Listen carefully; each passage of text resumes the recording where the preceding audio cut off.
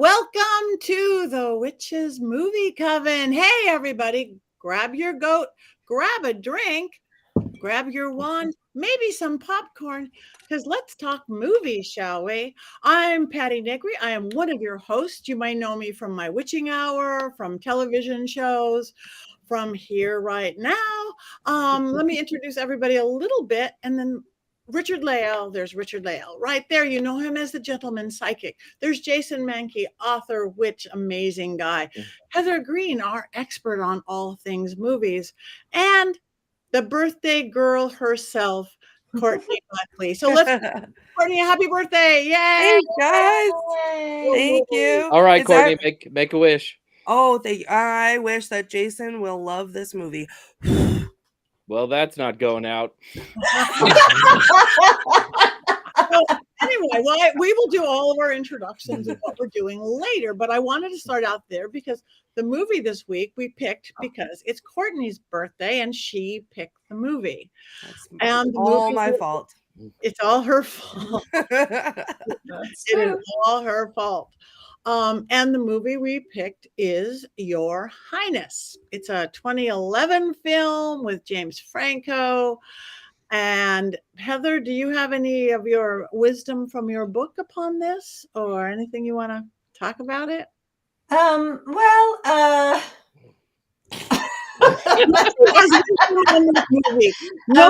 So 2011 is just before. I'll put it into context of witch movies because that's the easiest thing to do. This was just as the witch movies started to get more popular. They weren't quite on point yet. We weren't starting to hit the stride of the witch movies, but it was right before. And this really, this is what I call it's a slapstick comedy, and there are several other similar ones that have been done focusing on witchcraft or including witchcraft, but they were done in the early 90s. I kind of got the sense of it being sort of like Love at Stake or Four Rooms or several of these others. It kind of follows in that suit, or even Princess Bride, but I hate to compare it to that because Princess Bride is fantastic. So don't worry, Jason, I got it. Don't worry.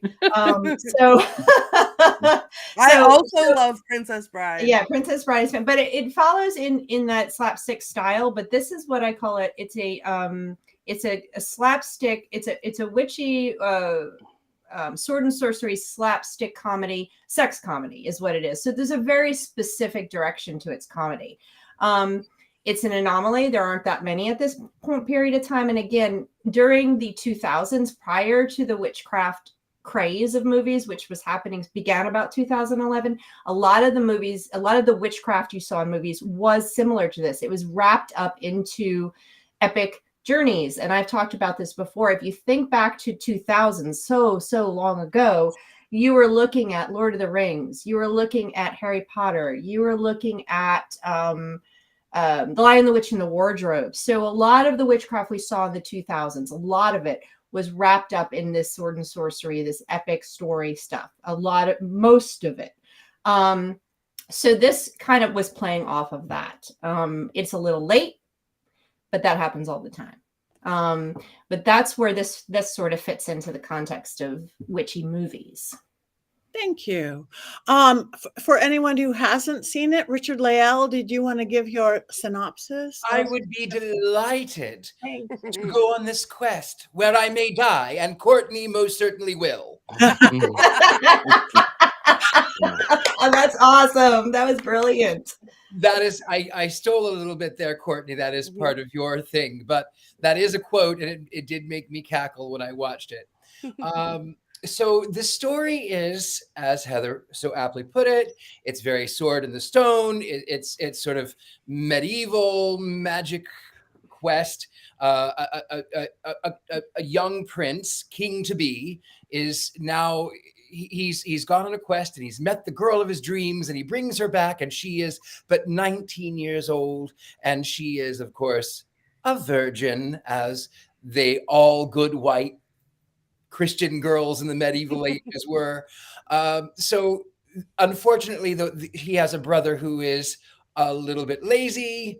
He is a little bit flamboyant. Nobody wants him. Everybody wants his brother who's bound to be king.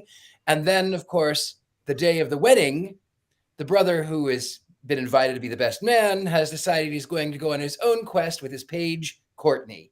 And while he's away in the forest, an evil wizard of the age of 19 comes in and actually, he says he's 19 years old. So he steals this young girl and takes her back because he's supposed to be this. There's some prophecy about him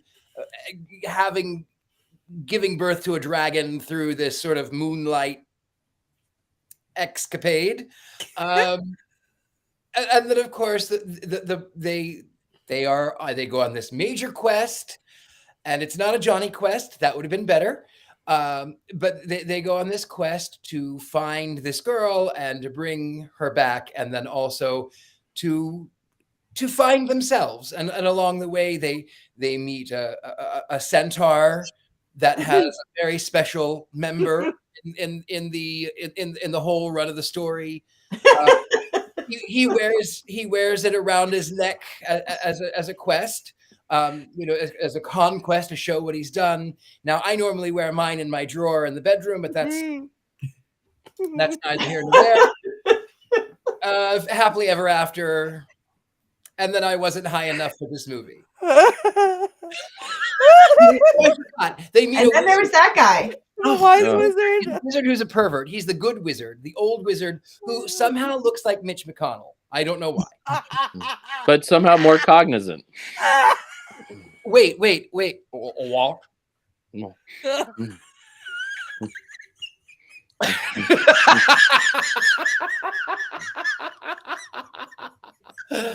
Okay, that was it. now that we all understand the movie. So again, you guys chime in. Those of you who saw it, I know Robert saw it. A few of you saw it. Who wants to? Okay, before we go there, what are you doing for your birthday, Courtney? What have you done? Watching this movie. Apparently, I do this every year. I didn't realize because I think it was like 12 years ago. Yesterday on my Facebook memories, I posted that I was watching it again because I love it so much. But tomorrow is my actual birthday, so lucky for me, one of my all-time favorite movies, Jurassic Park, is back in theaters for the 30th anniversary in 3D. So we bought tickets and we're gonna go do that. Wow. Mm-hmm. Okay, Yeah. Thank you. She's laughing. She's crying. If only Jurassic Park had a witch in it, tonight's show would be so much better. Oh God. Hey, Courtney and I got to see each other and hang out in Michigan the last few days. You know, tornadoes, crazy weather, and everything. But it was so good to see you. And Right back at you. So anyway, who wants to go first on this fine film? Courtney. Me. Okay. Yeah. I'm going to rewind. And Jason, I don't want to hear one word about this story because I can already hear it. But I went and saw this movie opening night because I was so excited for it because I love a good quest. I love everything about that. I thought it sounded funny. And I love stupid. If it's stupid on purpose, I love it.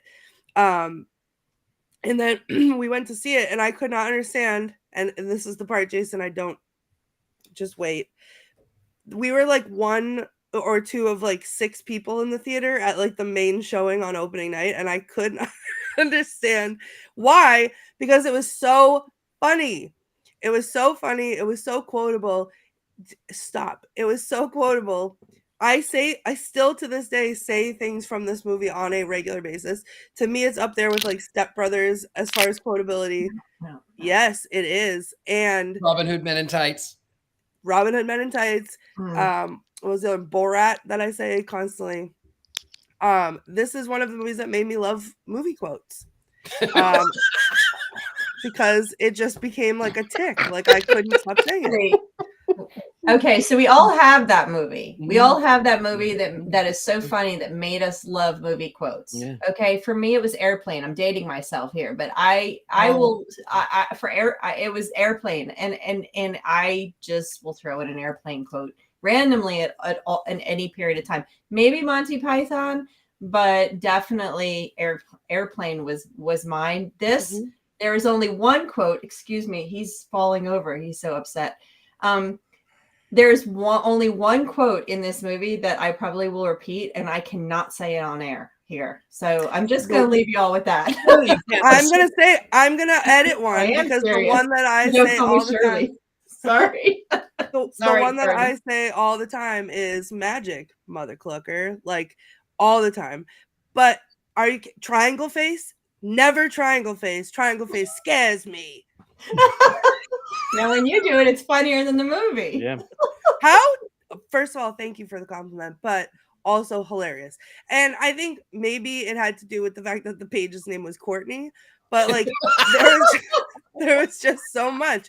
There was his stupid bearded dragon. And what is the mechanical bird? Like, why? But this whole movie, they like, my favorite thing about it is how stupid it is, but they take it so seriously. Like, how do they keep a straight face doing any of these things? I would pay money to watch it over again as a blooper reel for 2 hours, because there's no possibility that they could ever. And like, it's not a good movie. It's definitely not a good movie. I will agree with you all on that, but that's exactly why I love it, because it's so stupid. It's hilarious. But to your point about why is there a mechanical bird, I'll tell you why there's a mechanical bird, because it was that Greek one. Clash of the Titans. Clash of the Titans. Yeah. It was an owl. And so this was a throwback reference. Yeah. His Perfect. side was a mechanical owl. So this one was a mechanical crow. Well, Right. Steven the bearded dragon, who lazed about and did nothing except for be stoned in the carriage, was better than the mechanical bird and more trustworthy, obviously. Okay. Which is itself a reference to a Cheech and Chong movie, the lizard. Perfect. I love it. I was not stoned enough. I wasn't stoned at all. Neither was I, and I still love it. I will. This will be the hill that I will die on tonight. And then you will die alone. I don't think I will. I guarantee you, there's going to be some wands up in the chat. Just wait. Okay. You might be It's her surprised. birthday, remember. It's her birthday. All right. I will talk next because I'm just finishing watching it right now. I love stupid. I love slapstick. I love sex. There's a quote. I love sex. That is a quote. It is a quote. But for some reason, it wasn't funny enough for me. It almost like tried too hard. And I could quote Monty Python. I could quote Airplane. Those are good, stupid. But this one, I just was waiting. I wanted so hard to laugh. And I laughed. Of course, I laughed here and there at many things that have already been brought up. But it was too few and too far between for me. It just was. I should watch it again and be stoned. Then I maybe That would be hilarious. For the record, as much as I love it, I have never watched it stoned. You don't know what you're missing. Clearly. I mean, the truth is, if you want to watch this film stoned, just go to parts of Alabama and then they'll stone you and they'll take care of that. Exactly. Different stoned. So anyway, I don't have a lot of other comments on that, but I wanted it to be better because I do love stupid and I do love the people in it, and I love the premise, and I love everything, and I love that they tried to take themselves seriously. It just missed the mark. I don't know what that was. I'm not good enough to know movies if that was the directing or that was the style or whatever that was, but maybe somebody else can know. I have some thoughts on that, but I thought Jason might want to chime in on his opinion before I do some movie nerd stuff. I wasn't sure if I was allowed to speak yet. I'm trying to respect Courtney's birthday. So I love Danny McBride, who wrote this film and stars in this film.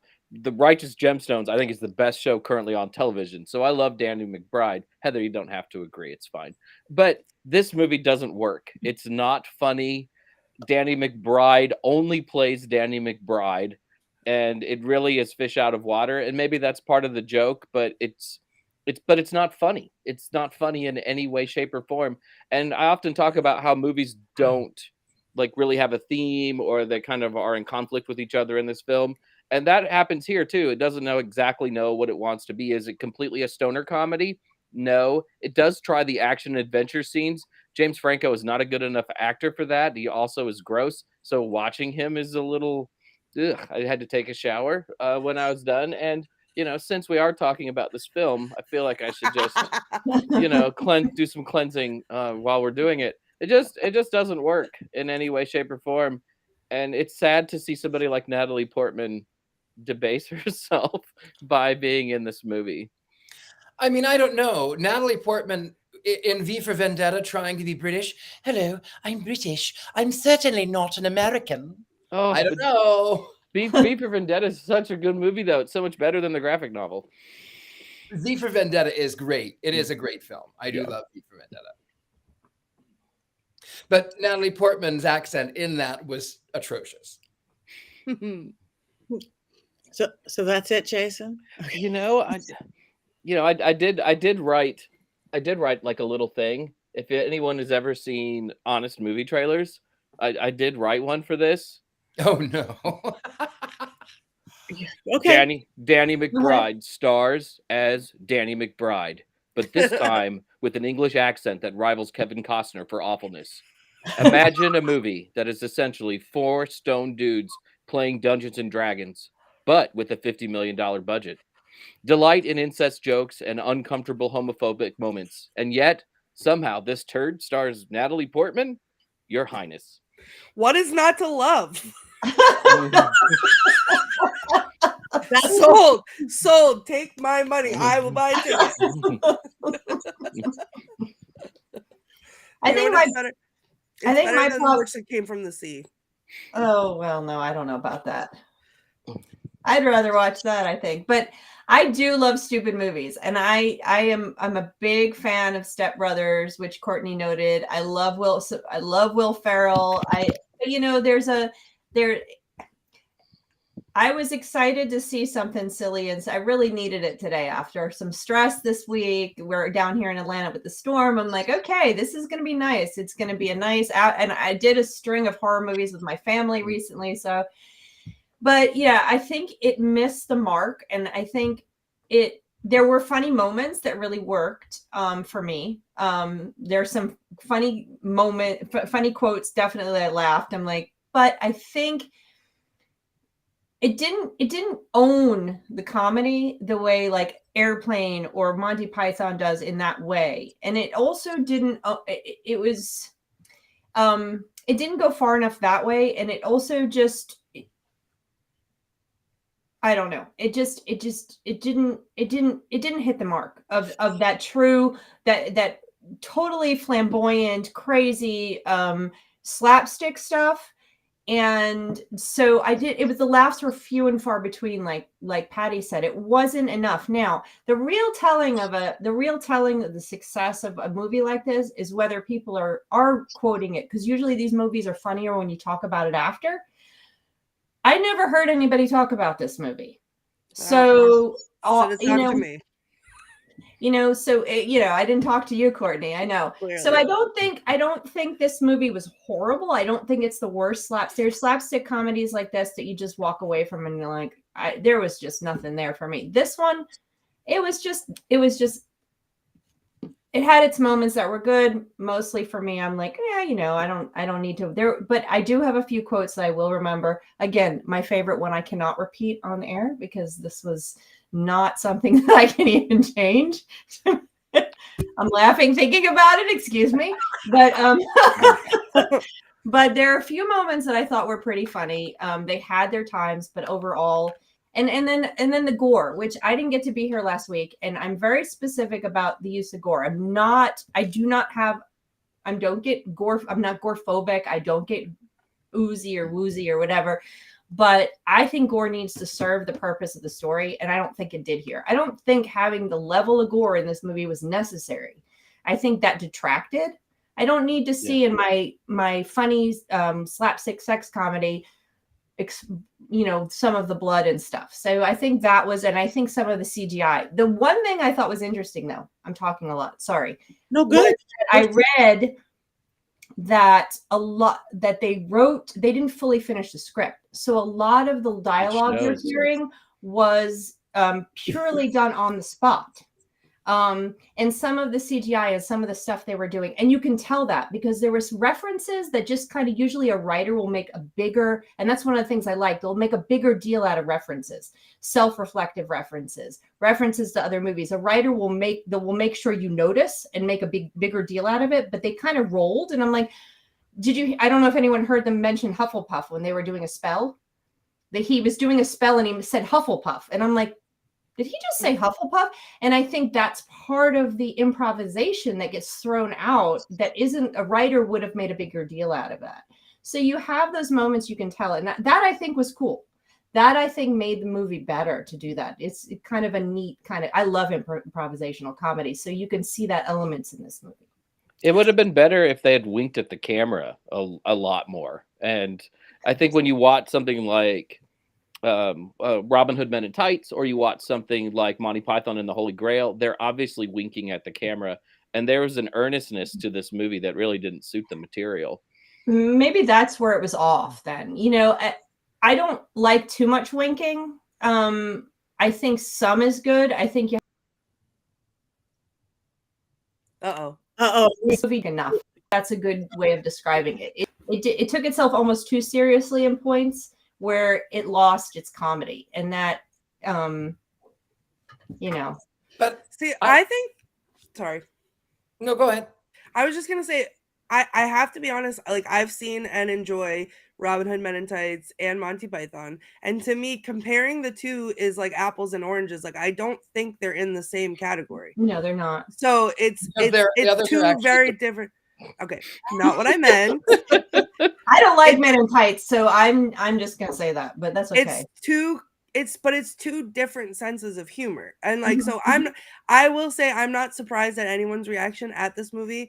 I knew going into it that it was probably going to be like this because this is my sense of humor, and for the record, not a stoner. Like, it has nothing to do with that aspect of it. It's just my sense of humor, but. Every person I show this movie, I'll be like, oh my God, I have the best movie. This is the cool. Everyone, and I force them to watch it, like tape their eyeballs open. And I'm like, this is a treat. Get ready because I own it and I have it at the ready. And they're like, what are you watching? Like, what is this? It makes no sense. It's terrible. Okay. But I still, every single time I laugh, like it's the first time I ever watched it. Like I can't tell you where it tickles inside. Like it just does. Mm-hmm. And it is so hilarious to me, and I think it just has to be my sense of humor. Like it's just so there might be a gas leak in your house or something like that that is altering your state of consciousness, that is making you laugh more than the rest of us. I've watched it at several different houses. But okay, so nobody likes it, and you still tie them down and make them watch. The list of movies that you. The list of movies that you guys have made me watch that have been terrible and painful, it's payback. I mean, honestly, would you rather watch this movie or that horrible Wizard of Oz movie with the Muppets? Hard to say because they're both delightful. This one. I would rather watch this one. See? The Muppets. I'm gonna go for the Muppets. No. There's that Miss Piggy dance number that I like towards the end of the film, and it's also shorter. And sometimes that has a lot to do with it. This, we could have watched the non-theatrical version or the theatrical version. I chose the non-censored version not to watch because it was 3 minutes longer. I had to go with the theatrical version. You know what? Get out quicker. That's probably the problem because I watched the unedited version and it's an entirely different experience, Jason. So maybe those 3 minutes make all the difference. It really does. Mm-hmm. I am still stuck. Whoever commented on my Robert the Doll, that's very good. Bell's got a new Robert the Doll, and that's for Bell. And I've got Robert the Doll Rom. Yeah. Oh yeah, and you've had some, I think. Oh yeah, it's good. Is it good? Yeah, it's good. It's weird. It's better chilled because it's got cinnamon and cardamom, all these magical things about Robert. Yeah, it's good. I had some. I want to talk. Go ahead, Patti. I just want to say, well, Heather, what you said. I live in Hollywood. I'm born and raised in Hollywood. Been in this industry my whole life. How do you start a big budget movie with stars when you don't have a finished script? How does that you're just asking for torture, unless it is some big improv group like a, that does that, but that's not who these people are. That's no, crazy. but they do. If you have the right kind of stars, you can improvise. That makes they probably did a lot of takes, and I think it makes it interesting. I think from what I read, some of the scenes were scripted and some were not, and it kind of went back and forth. If you have really good actors, they can do it. Some of these actors were good enough. I didn't have a problem with the dialogue at all. I thought it was campy. That was not the problem. But I want to bring up the idea of comedy here, and getting into my film geeky stuff, is that comedy is one of the hardest things to do, on whether it's a stage or film or whatever. It's harder than drama.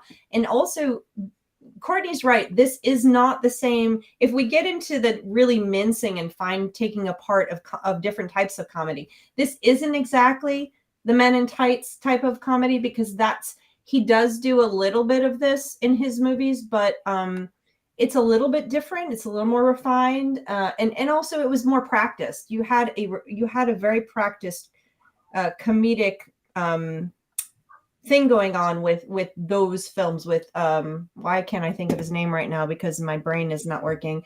Mel Brooks, thank you. For all of his movies, his older ones were better than Men in Tights, in my opinion. But the point is that even with slapstick, you have different types of slapstick, and people are very specific when it comes to their taste in comedy, what makes you laugh. And so comedy is very, very tough. Getting people to laugh is very tough. Getting bigger audiences to laugh is very tough. So, they had, this is a very specific one. So if you're looking for something similar to this, the closest thing, again, in witch films that I can think of is Love at Stake, which is equally as stupid, but that one is, for me, was funnier. It's equally as stupid. It's slapstick. It's a sex comedy. It's all over the place. It's Salem witches, that kind of thing. So maybe, Courtney, have you seen Love at Stake? I'm gonna have to look it up, because maybe I have not, and maybe I should. It's like 88 or 89, and it even has Sally. I think Sally Jesse Raphael's in it. It's like very 80s. I love this. It is right up your alley. It's very much this. It's not a quest, but it's instead of a take on Lord of the Rings or one of these kind of films, it's a take on the Salem story. It's a take on the Crucible. Okay, but it's a similar type of comedy. And again, comedy is really the timing. Everything goes into comedy. Any actor or director will tell you comedy is harder than drama.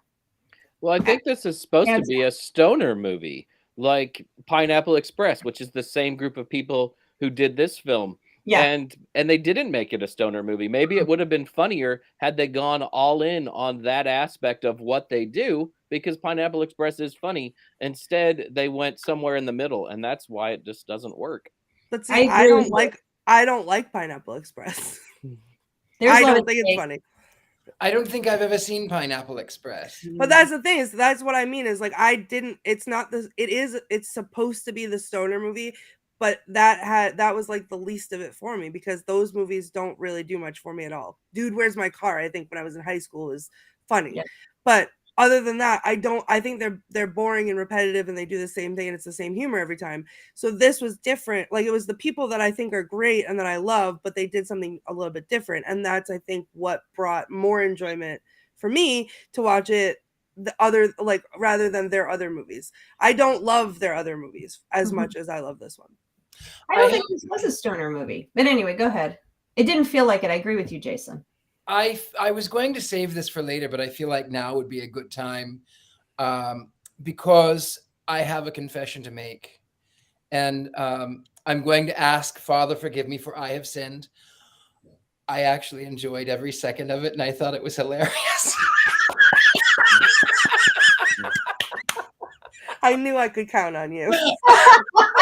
That's awesome. It was bad. There is no getting around it. It was bad. Yeah. Mm-hmm. But the cinematography was gorgeous. Mm-hmm. The acting was, I didn't care. It sort of was it was and it was entertaining to my child brain. I went, oh, that's kind of fun. Oh, he's got a mechanical bird. And the magician, who is obviously in his 40s, is only a boy of 19. I can't let that go because I too am only 19. There he is again. Lazar. That's Justin Theroux, which like just completely blows my mind. Who's a pretty famous actor and writer and dated Jennifer Aniston for a long period of time. And there he is in this film. Looking in all his glory. Lazar. I liked it. I liked him. I thought Lazar, and then there's the witchcraft component too, which I would be remiss if I didn't talk about. So he has 3 mothers, which are clearly the 3 fates. Yep. Which in ancient times it was the 3 fates, but it comes more even to Hecate, who is made Mother Crone. These were the 3 fates who are all old crones. But I liked that aspect of it, and they sort of, as this triune goddess, they acted as one to sort of help their boy get lucky And eat his chicken nuggets.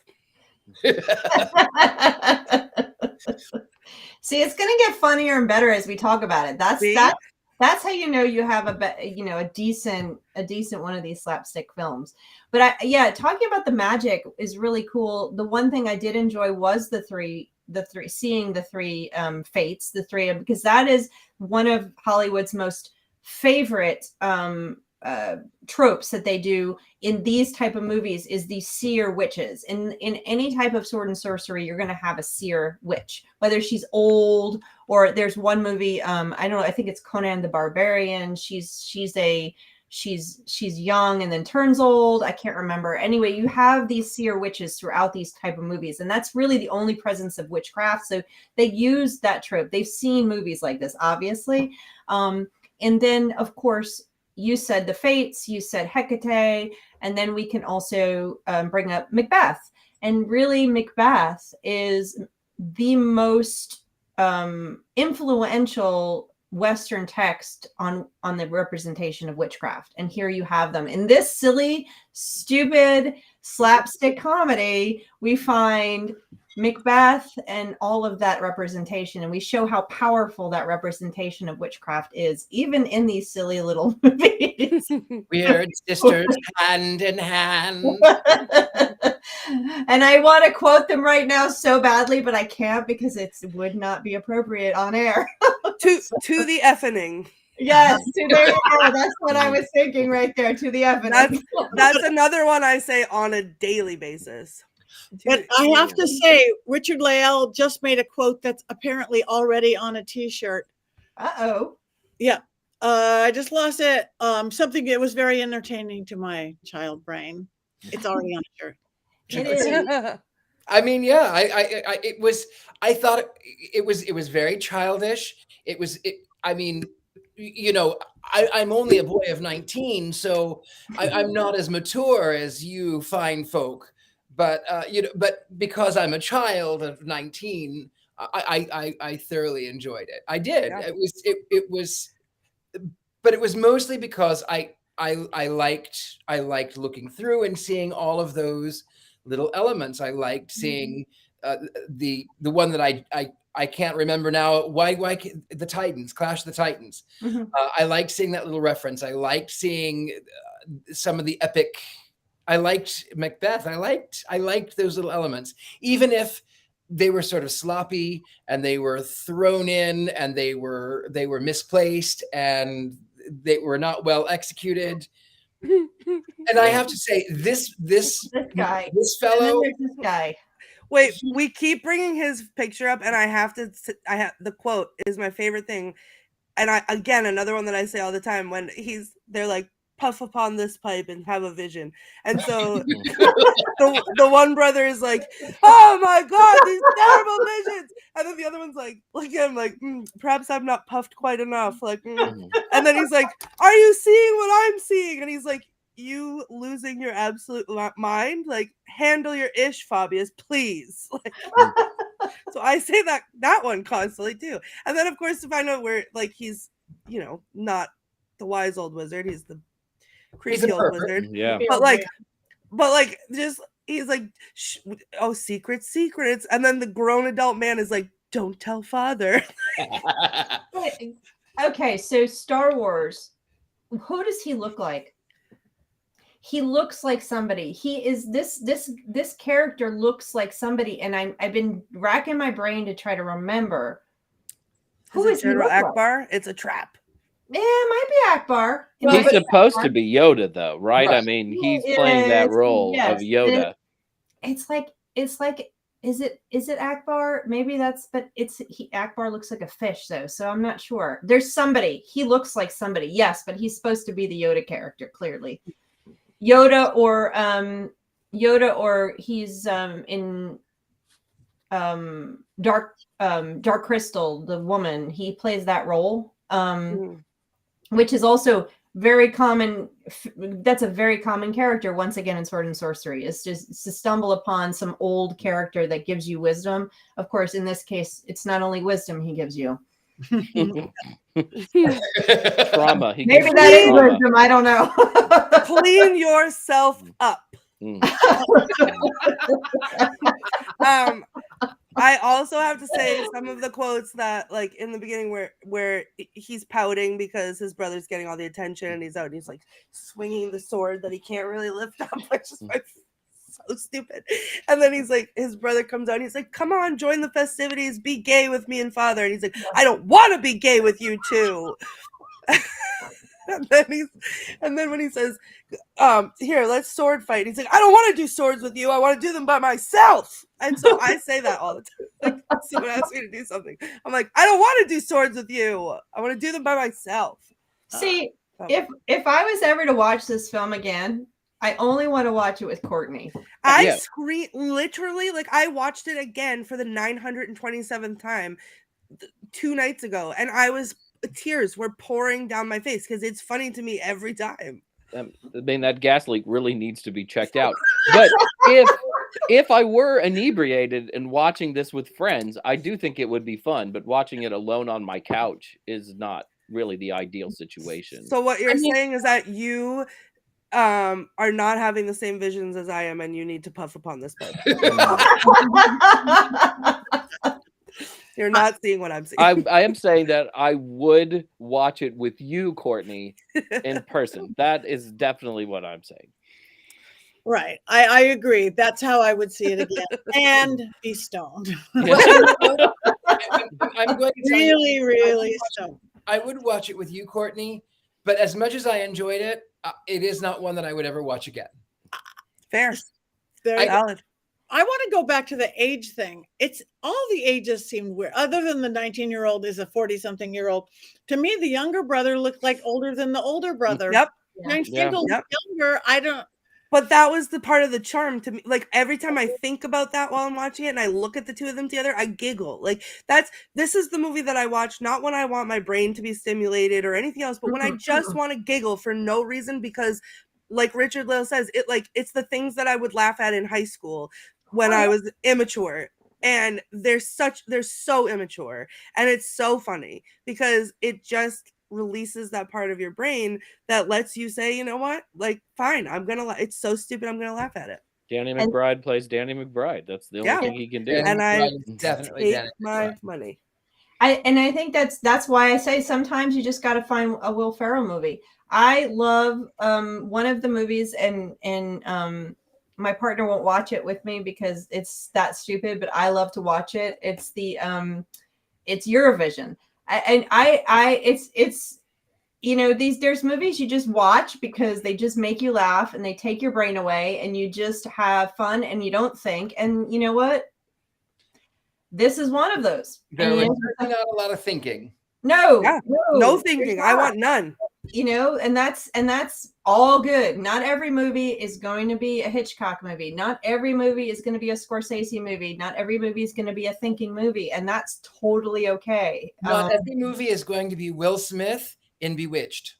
No. Or the Addams Family, Richard-Lael. Not every movie is the Addams Family. But Will Smith was in Bewitched.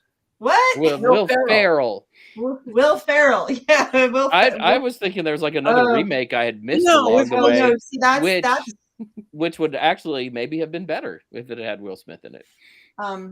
It would we be don't a talk hit. about the Bewitched movie. We don't talk about that Bewitched movie. That Richard, movie ever doesn't again. exist. No, the movie does That's- not exist. That one's on the shelf with Nick Cage, Wicker Man. Hey, that doesn't Yeah. exist. That doesn't exist either. That's in that weird universe with Sinbad and the Shazam or I have- Genie movie. I have a question. I have a question for everyone, specifically Jason. Would it have been better if I picked Sword in the Stone? Well, Sword in the Stone is only 80 minutes, so yes. No, I think this was worth watching. I think this was definitely I worth think it's watching. fun to get out of our comfort zone with films and do different things. And this was certainly different. I had watched this 10 or 11 years ago, and I will admit to you, Courtney, that I thought it was better the second time than the first time that I watched honestly, it's like wine. Gets better every time, like with age. I swear to God, because the more you watch it, I feel like once you get over the initial, like I loved it from the beginning, but like once you get over the initial, like, oh God, what am I watching? Then it's like, then you free yourself up to laugh at it, or you find another quote, or you notice another thing. Like I literally, Patti, you just said this, but I just noticed this or was paying attention to it last night or the other night when I was watching it was how much older Danny McBride looked than James Franco, and I focused on that for the duration of the movie, and it just enhanced it for me. But it's like it's one of those for me that I find something new every time that I like. Yeah, Did but you that like takes the you little? out of the movie, you know. What? But that that should take you out of the movie, not into the movie. But I think a movie like this, you're not in no matter what. It's not one of those. It's just stupid. It's just something for your eyeballs to look at and your brain to laugh at, and it's not immersive. It's not supposed to be, I don't think. Yeah, And Danny McBride looked 40 when he was 19. I mean, he looks the same all the time from probably the time he was 15 years old. like I said, I like stupid. Maybe it wasn't stupid enough or funny enough. I mean, I would watch it with you and stoned. Do you have any more quotes before we vote on this? Oh God, do I not? I have. Oh boy, hold on. Get the censors out and ready to go. No, I have to think about these things before. That's not a hairbrush. It's a fork. There was the Little Mermaid one. There's lots of those. They're G-rated. It's my legacy to stop anyone who wants to make dragons was one of my favorites. Also, the whole exchange where he got bit in the leg and they're like, suck the venom out, suck it out. I don't want to suck it. You suck it. Can't suck your own venom. Like, pretty funny. And then when I was giggling about this earlier, just thinking about it with the Minotaur or whatever it is, and then it cuts to like they fed Courtney to it.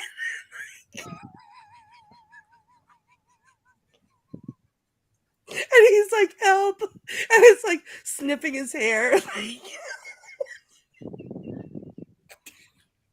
It's so This is better than the good. film for those of you so who have good. not seen it. Courtney, Courtney's better than the We have to movie. do a live watch of this movie with Courtney. You know, Mystery Science 3000 style. Oh God. And then one of my absolute favorite quotes, and I don't know how I'm gonna try to censor it or just not say it, but when they catch Julie, She can't even. when they catch Julie in the woods and he's like hunched over and he's talking to Lazar in the fire or whatever he's doing, and then they try to catch him, and then they take his cloak off and he's a Ken doll, and they call him Julie the Ken doll trader, but with a different word. And I call people that as an insult all the time now because I scream laugh, and he's running through the woods like that, and then when they catch him and they bring him back and they're like, he was consorting with Lazar, and then the other guy's like, Lazar. This is way better than the movie. way better. Way better. Oh God! And then in You the still beginning, haven't said my favorite quote. I'm waiting for it. when they try to hang him in the beginning, and he can't. That's a good quote. That is a good one. Heather, I want to know what yours is. Can you like censor it? She's got a burning somewhere. Oh, I can't say it. I can't say it. Mm-hmm. We'll just leave it at that for now. You know which quote I'm talking about? I know exactly which one. I'm trying to think of how to say it. There's no way to say it. Just let it go. Can you type it in the chat? Maybe I can Well, censor I think, it live. The quote about the shit was burning in my loins, but loins is an animal that chops down wood. So it's a burning in my. Oh right. Okay, I don't remember that at all. Oh, when she's talking. Oh, she's so serious about it. She's really serious because she's explaining why she wants to kill everybody and why she totally understands why they want to get their brother back. Oh, you want to get your brother back.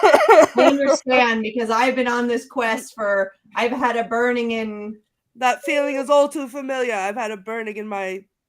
Yeah, since the day I lost my brothers. It was very funny. I'm just thinking of the Beaver family in the line "The Witch in the Wardrobe." Yeah, exactly. That's what she was talking about. Yeah, it's everyone's fabious family. Yeah, they are a great family. Oh God. Fabulous. Fabious. Handle your ish, Fabious, please. First, you must answer a riddle. What journey be long and twisted and sensitive? Oh no! Oh no! Oh no! Oh no! Oh no! It's a riddle. You don't know what the answer is. It's a riddle. That's all. It's a riddle, all right. Smashing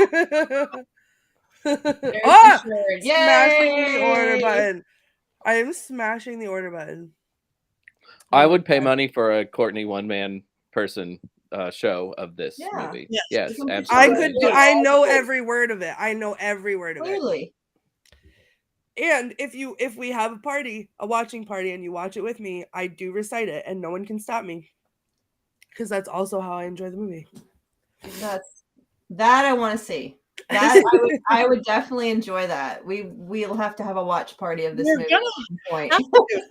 Your laughter. I haven't heard this much your laughter since I can remember. It's so funny. All right. On that note, just thinking of Courtney's face when he's like,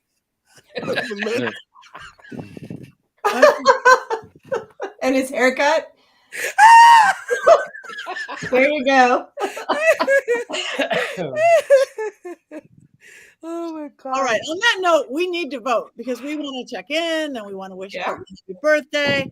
So, you guys out there, all of you in there, Matthew, Johnny, Rick, everybody, Robert, vote. Wands up, wands down, wands neutral, wands up your I don't know what. Okay. Listen, I'll take it. Mine is tedious and boring. That's another good quote. Oh. Okay. Courtney, this was not the worst movie we've ever watched on this show. I'll give you last week's movie was. Oh, boy. I mean, we do need that Heather soliloquy on Renfield. We do need that. That's why we're trying to get through this. Okay, so we've got a few wands up. We've got a few wands down, and we've got some neutrals. So those of you now are intrigued to go see it or to not go see it, you guys let us know what that is. So Heather, you just made a statement though. You were not with us last week, and I didn't like Renfield at all. I thought it was a waste of my time. And there was cinematography good, great premise, fantastic premise. Super excited to see it. I'm like, what? That's brilliant. Let's do it. This is great. I love Dracula. To have the premise be on, difficult and toxic relationships. It was such a great way to start, and then it just went downhill. I think the violence and the gore served was top. The story wound up second, and in my mind, in all cases, the story should always come first. And they lost the story for all the violence and gore. I felt like I usually know turn. I'm like, oh, they're fighting. Go get something that 15 minutes, come back, they're done. And it was the length of the fighting, the time on screen, the gore. And I think they lost the beauty of the possibility and the currency and the contemporary content of that story. For the gore, and then it began to just be a showpiece. It was a showpiece for the actors, and the story was gone, and the premise was gone. And so I was like, I don't want to watch this anymore. All I'm seeing is CGI body parts exploding, and and I was so disappointed that they lost that premise and that really great rich story that they could have told, that would have been haunting, that really would have had the Dracula flavor, that would have been contemporary to people, that would have had a message, just to do CGI violence and fit in with all that stuff. And no, I was like, nope, this one was a big thumbs down for me. I really think they lost their footing on that one. I would much rather watch this week's movie 100 times over than watch Renfield ever again. Really? Wow, those are big words. Wow. And I feel very strongly, and I love vampire movies. And Dracula, Bela Lugosi is my favorite. Just asked, because I just love that classic Dracula, and because I love film, so I love that classic Dracula. And I was actually in Dracula when I was a senior in high school. I played Lucy or Mina. I can't remember which one, because they both combined in the play version of it.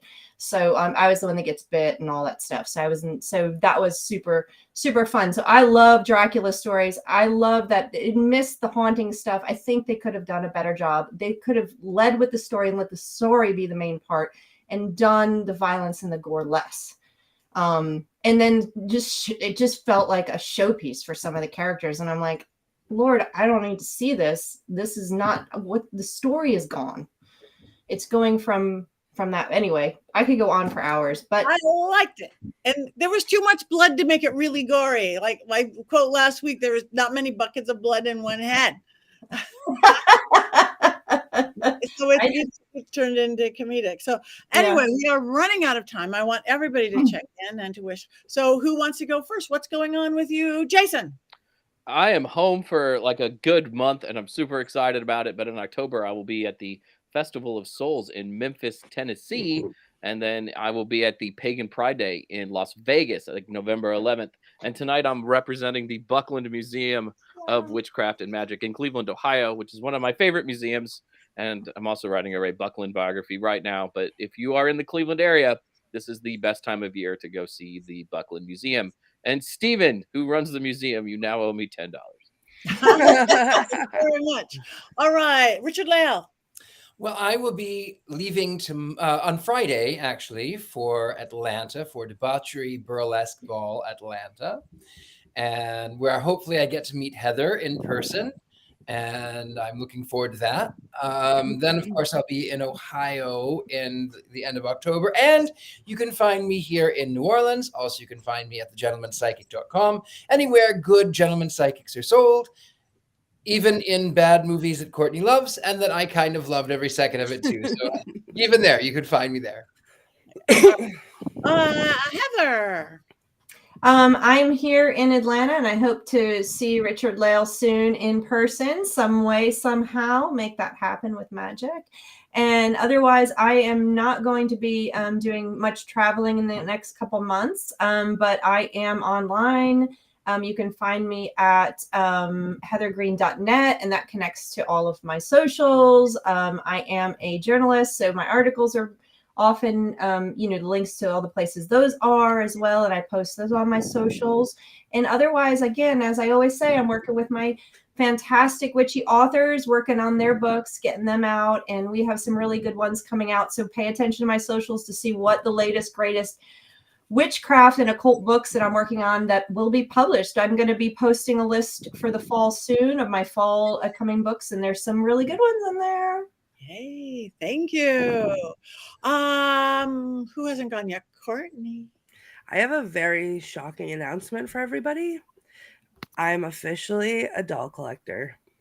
These Ah, are not dolls because they are Halloween decorations, they're dolls. but my not a babies are here. And these are real dolls. This is Rosie, and she's a ghost. And she- frightening. She is beautiful. She haunts dark hallways. Then this is Marion, and she's also beautiful. And she's not a baby. I'm trying to. There she is. They're all dolls. Yep. Yeah, these are dolls because they don't have batteries in them. And then I now own not one but two Robert the Dolls because I had to get the Christmas version also. I need a Robert the Doll. That's Oh. great. There's these spent the night with Robert the Doll in Key West. Yes, Nah. they did. They Holy. spent the night. Never. Courtney, you are so cute for a girl who just hated dolls, didn't collect dolls. You have the scariest dolls of anybody Listen, I know. I know, have right? dolls. Heather has these pretty dolls. You have the spooky. I have pretty have a- dolls. You Richard-Lael is pretty dolls. dolls. I have a theory about why that is because you guys have real haunted dolls and I have fictitiously haunted dolls, and that's what makes them okay. I thought we put the solo Pat Robertson in one of your dolls. I think that's right, Jason. Wasn't that what we did at the ritual that time? Yeah. How Yeah. dare you? Mhm. How That's Yeah. why we come together for Picconicon, right, Heather? Yeah. That's we, right. we find souls I- to put in Courtney's dolls. it says right on her tag that she haunts dark hallways. So where is it? Well, where do you think Pat Robertson would haunt it? I will send Dark her after hallway. you. So I will send her after you. Just wait. I she kind of looks like Pat Robertson. A little friendlier, but yeah. That is She's on beautiful. porcelain. Well, happy birthday and happy birthday. and we love you so much. So we are celebrating, and we even watched this movie for you. I love you guys so much. I know that was a labor of love for all of you, and I feel it. And I love you guys so much, and you are my family. And I was just talking about this the other day, how much you guys mean to me, that now when something happens in my life, I reach and I text a couple of friends, and then I also text our Witches Movie Coven group chat because you guys are my family. So We I are- love you guys very much. This We are is the real Coven. Yeah. It is. Mhm. I am home for 2 weeks. I will be in Baraboo, Wisconsin in 2 weeks, weekend of the 15th, 16th, doing a spooky ghost hunt, seances, workshops, and things. The next weekend, I'm going to Albuquerque, New Mexico, at a beautiful place called Resonant Essentials. They kind of help spiritual and magical people, business people do it, but I'm doing a whole weekend there. Then I'm headed to Massachusetts for Massachusetts Paracon. It's all in September, and then October gets crazy. So, Always. and October gets crazy. So you guys like us, follow us, tell us what you want to see. Halloween is coming up. October is coming up. We want your list of the movies you want for things, because we're going to be doing some special things, I think, for Halloween and for the holidays. How much are we talking about what we're going to do or what we want to do? We're going to keep it as a surprise. I don't know. So, but Next week, Pumpkinhead. oh yes, next week. We did pick it already. Pumpkinhead. Yes. Starting off that fall season, right? I'm excited. I have not seen it. I've never I've seen it seen either. I've never seen it. It is one of the best horror movies ever made in my mind. Nope, I didn't say that. You don't know what I think about it. Heather's completely neutral going into I'm this. completely neutral going into this movie. Heather, have you even seen it? Nope, never seen No, it. And then couldn't there's think like so. 12 of them. So, you Mhm. know, we got to Could make be sure any we watch one the of right them. one. I don't know anything about it. Always make sure we watch the right one. We've had that. Oh God, It's So- not Pumpkin 2 Electric Boogaloo. No. it's not. Pumpkinhead, the first one, 1989 or 7 or 8 or something. It's not Pumpkin of the Sea. No, it's not Pumpkin of the The Sea. Love Pumpkin. Not the Love Pumpkin. I love pumpkin. There's so many pumpkin. All right, you guys, the one thing we didn't do is everybody needs to get merch. Mysterycontrol.com. You could have Witches Movie. You could have a Richard-Lael pillow. Oh You wait, Courtney, you could have, now I think we're getting into Crocs and 10. You can get, yes, and even Richard-Lael's pillow wears my Patty's Power Panties. So you could get to, which is movie Coven, you can get to Scared and Alone, you can get to my Spellcaster line, you can get to Richard-Lael's section, you can get to my Power Panties. You guys can dress yourself for the next 5 years. As I have. As she has. She was until we're online. But it is 7 o'clock or whatever time it is, wherever you are. So we have to go, but we have one more thing to do. Do we ship internationally yet? I don't think we do, but we're working on it. If I'm wrong, we will post that. Time to cackle. 1, 2, 3.